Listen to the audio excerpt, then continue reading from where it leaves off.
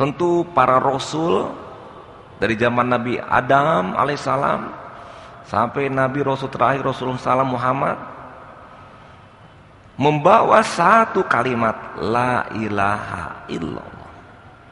Dan kalimat la ilaha illallah bukan kalimat yang hanya sekedar diucap secara lisan.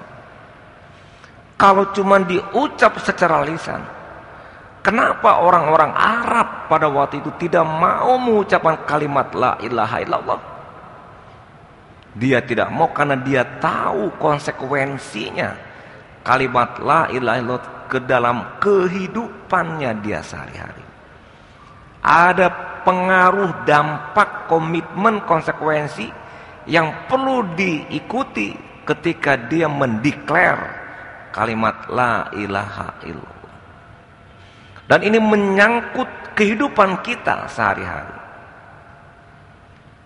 Kita baca Al-Quran, selalu dalam Al-Quran itu segala persoalan apapun kita minta dikembalikan.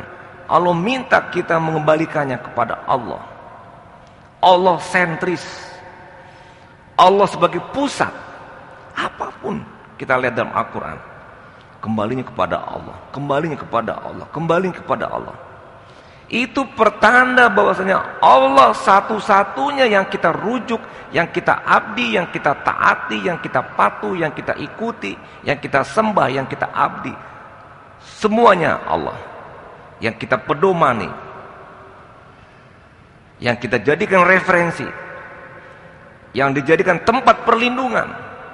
Semuanya kepada Allah, dan itu tertera di dalam ayat-ayat, di dalam firman-firman Allah dalam Al-Quran. Nah, cuman dalam kehidupan kita, lagi-lagi saya ingin mengatakan, dalam kehidupan kita sehari-hari, dalam pergaulan kita sehari-hari, dalam perilaku kita sehari-hari, masih ada kita yang tidak bersandarkan kehidupan kita kepada Allah. Kita tidak menyandarkan, kita tidak berlindung, kita tidak meminta kepada Allah. Berarti dia tidak memahami makna la ilaha illallah. Aneh kasak kusuk, cari jabatan, minta ini minta itu jabatannya. Tandanya dia tidak tahu bahwasanya Allah yang menentukan jabatan kita. Ada yang kasak-kusuk cari rezeki, cari jabatan untuk mendapatkan pekerjaan. Kesana kemari, bahkan menghalalkan semua cara. Dia lupa bahwasanya Allah yang memberikan rezeki kepadanya. Sepertinya dia, sehingga dia melanggar, berbuat sesuatu yang melanggar aturan, atau mengerjakan yang haram untuk mencapai tujuan yang diinginkan. Ada pula orang tua yang cemas, stres karena anak yang gak dapat jodoh. Pada jodoh itu Allah yang menentukan. Ada yang meratapi kematian karena saudaranya, keluarga dekatnya, istri, suami, anak yang tercinta meninggal. Pertanda dia lupa bahwasanya Allah yang menentukan. Tadi yang saya katakan, rusuh, resah, gelisah. Betul, Allah ciptakan juga manusia, orang yang suka berkeluh kesah dan sebagainya. Tapi itu sesuatu yang spontan, yang refleks kepada suatu peristiwa, tapi tidak berketerusan berikutnya. Rasulullah SAW ketika meninggal Khadijah menangis, sedih, manusiawi. Mana ada orang meninggal yang dicintai kemudian dia tertawa. Tapi hanya sampai di situ dia kembalikan kepada Allah. Inna lillahi wa inna ilaihi rajiun. Kembali kepada Allah. Jadi segala suatu persoalan dalam kehidupan, kembalikan kita kepada Allah. Dan itu adalah makna dari la ilaha illallah. Jadi ucapan la ilaha illallah itu tidak cuma sekedar sekali ketika kita masuk Islam, atau sekali ketika kita ijab kabul, atau sekali kita dalam mengatakan sesuatu, atau hanya sekali saja dalam ucapan, atau dibaca berkali-kali dalam lisan saja. Tapi yang diinginkan adalah kita mengamalkan. Oleh karena itu Al-Quran juga menyebutkan fa'lam annahu la ilaha illallah. Maka berilmulah pelajarilah apa itu kalimat la ilaha illallah. Kalimat yang bisa menguasai dunia, kalimat yang membawa kita masuk surga, kalimat yang membawa kita hidup tenang tentram jiwa kita. Ingat Allah. Ala bizikrillah tatmainnul qulub. Walladzina amanu wa amilus sholihat tuba lahum wa husnul ma'ab. Ingat pada Allah. Dengan la ilaha illallah hati kita tenang. Itu Allah yang mengatakan itminanul qulub. Ketenangan jiwa, ketenangan hati ketika kita ingat Allah dengan mengucap la ilaha illallah. Tenang jiwa kita. Kok begitu, Pak? Kita nggak punya uang untuk makan nanti siang. Kita kan susah, Pak. Bapak bilang kalau ingat Allah jadi nggak susah. Di mana relevansinya? Korelasinya bagaimana? Korelasinya adalah Allah yang memberikan rezeki pada kita. Kenapa kita meratapi keadaan susah kita? Sedangkan meratapi itu membuat kita semakin susah dan susah dan susah. Kenapa kita tidak kembalikan Allah yang memberikan rezeki? Kita berdoa dan berusaha semaksimal mungkin. Oh, nggak ada yang dimakan hari ini, tidak apa, kita puasa saja. Niatkan puasa. Daripada kita meratapi kesulitan dan kesusahan semakin susah dan kita pun semakin tidak dapat rezeki. Sehingga dalam keadaan susah tadi tidak ada yang dimakan. Ingat Allah, tenang jiwa kita. Allah yang akan memberikan kepada kita. Oleh karena itu ingat pada Allah. Coba misalnya pejabat eselon 2. Ada perilakunya yang kelihatan seperti hidupnya susah. Mukanya cemberut, mukanya tidak cerah dan sebagainya. Satu saja dia memikirkan dengan Allah telah memberikan saya sebagai eselon 2. Itu saja dia syukuri, lupa semuanya kesusahan dia. Tapi dia lupa kalau dia ini sudah eselon 2 yang merupakan jabatan cukup tinggi di sebuah daerah. Coba ingat itu, saya eselon 2. Sudah bersyukur. Maka persoalan-persoalan yang ada sudah lupa semuanya. Karena Allah yang menentukan, memberikan jabatan kepada kita. Kulahumma malikal mulki tu'ti mulka man tasha wa tanzi'ul mulka mimman tasha dan seterusnya. Allah yang memberikan jabatan kepada kita. Nah, jadi makna la ilaha illallah harus dijabarkan ke dalam kehidupan kita, tidak sekedar lisan. Memang ada masyarakat, betul juga, mengucap la ilaha illallah, la ilaha illallah, la ilaha illallah. Bagus. Tapi tidak cukup hanya ucapan lisan. Tapi dia lakukan dalam perbuatan keseharian dia. Mengucapkan la ilaha illallah, kalau dia PNS, dia harus kerja profesional. Kenapa? Tidak ada Tuhan kecuali Allah. Allah mengatur kita kerja profesional. Kerja yang itkon, kerja yang ihsan, kerja dengan amal soleh, itu lengkap dalam Al-Quran dan hadis. Tapi kalau dia tidak disiplin, dia tidak kerja profesional, berarti dia belum memaknai kalimat la ilaha illallah. Dia sebagai seorang pedagang dan pengusaha, ketika memahami la ilaha illallah, dia berdagang dengan jujur, dengan amanah, dengan benar, tidak berdusta, tidak menipu dan sebagainya. Insya Allah Allah akan berikan rezeki dan sekaligus keberkahan Allah berikan. Kenapa? La ilaha illallah memberikan makna dalam kehidupan kita. Karena itulah sumber. Itu adalah pedoman dan rujukan. Oleh karena itu orang-orang Arab Badui memahami betul kalimat la ilaha illallah, karena ada konsekuensi ucapan la ilaha illallah. Memang kata-kata Allah itu tidak hanya ilah. Ada Rob, ada Malik dan Waliyah dan sebagainya, nanti kita akan jelaskan. Tapi tidak disebutkan sebagai deklarasi syahadat kita la Robba illallah, bukan. La Malika illallah, bukan. La waliya illallah, bukan. La hakima illallah, bukan juga. Tapi yang diberikan la ilaha illallah. Tapi mana la ilaha illallah itu di dalamnya termasuk la hakima illallah, la waliya illallah, la goyata illallah, la roba illallah, la malika illallah, dan seterusnya. Masuk pengertian la ilaha illallah. Dan itu bisa mencakupi semua kehidupan kita. Bisa mencakupi semua yang ada pada diri kita. Ingat Allah. Kadang-kadang suami istri berkeluarga kecewa ngeliat istrinya. Aku ala beda bantu dulu ketika baru menikah. Ketika menikah langsing, sudah beranak beberapa orang, gemuk, gapuak. Sehingga membuat masalah dalam keluarga. Mungkin suaminya nggak selera, suaminya nggak mau dan sebagainya.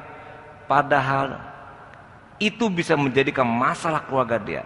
Coba kembalikan kepada Allah, bahwasanya Allah telah mentakdirkan dia adalah istriku.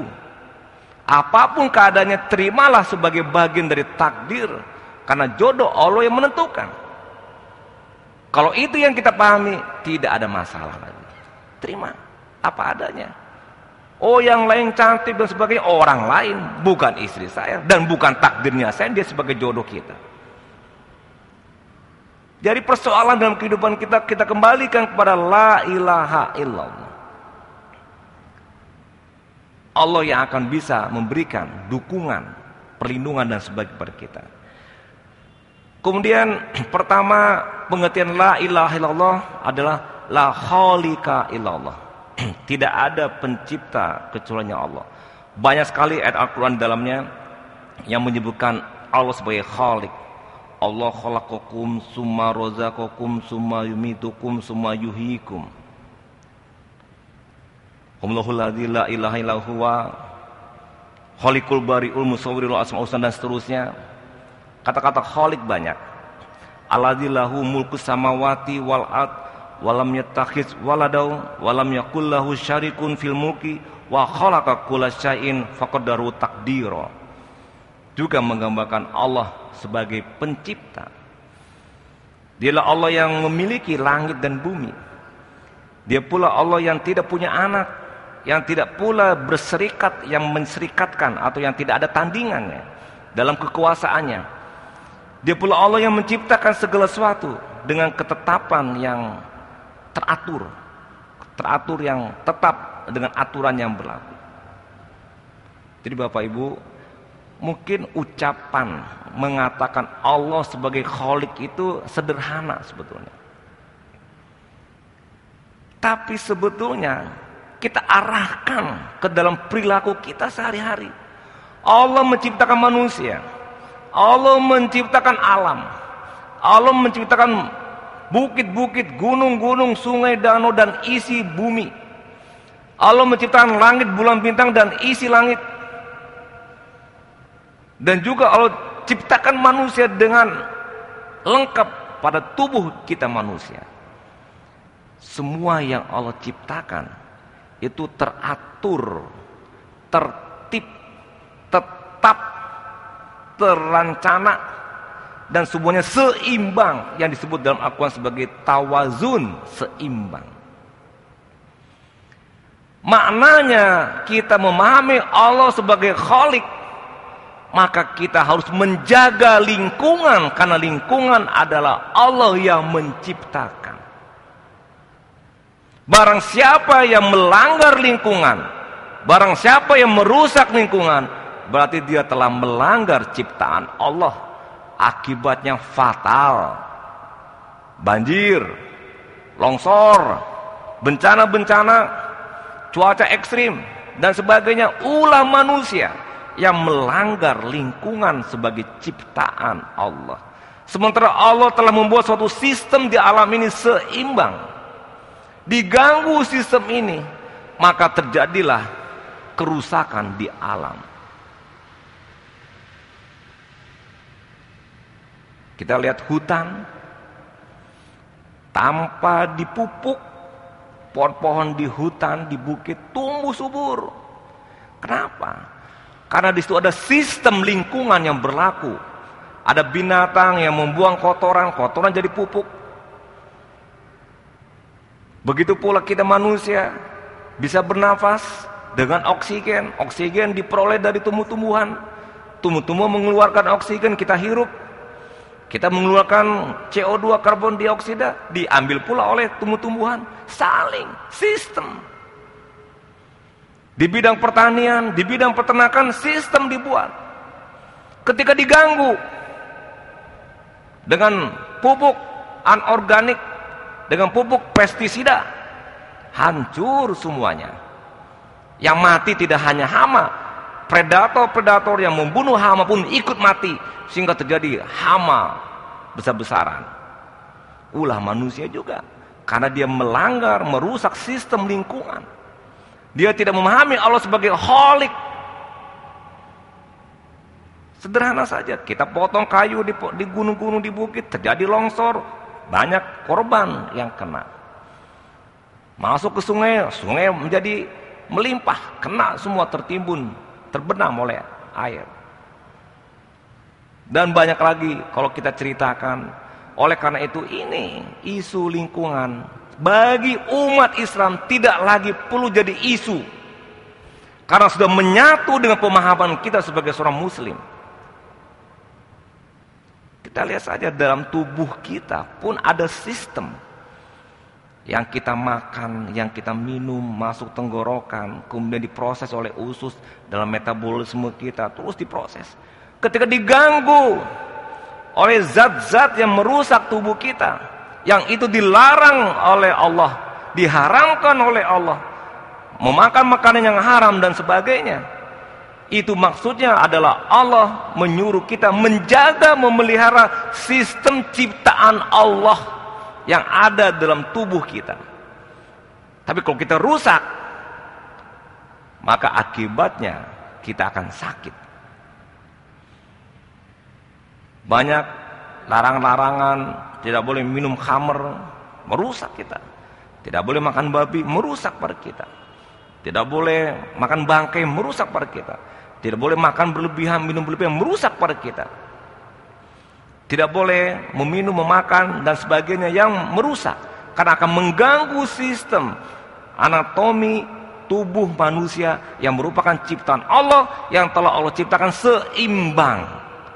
Tawazun, yang satu di antara saling ikat mengikat dan saling terikat dan terkait dalam satu sistem. Kalau diganggu, diputus, maka putus. Ada kalanya kita heran, kok ada harimau memakan manusia, turun ke kampung, karena siklus hidupnya di hutan dibunuh oleh kita. Binatang-binatang yang menjadi makanan harimau kita bunuh, kita habis, sehingga tidak ada lagi dimakan, yang dimakan akhirnya manusia. Dipotong siklusnya. Itulah pemahaman la khalika illallah. Dalam konteks kecil, kebersihan. Kita tidak membuang sampah sembarangan. Itu kebersihan. Rasul mengatakan an-nadzafatu minal iman. Kebersihan sebagian daripada iman.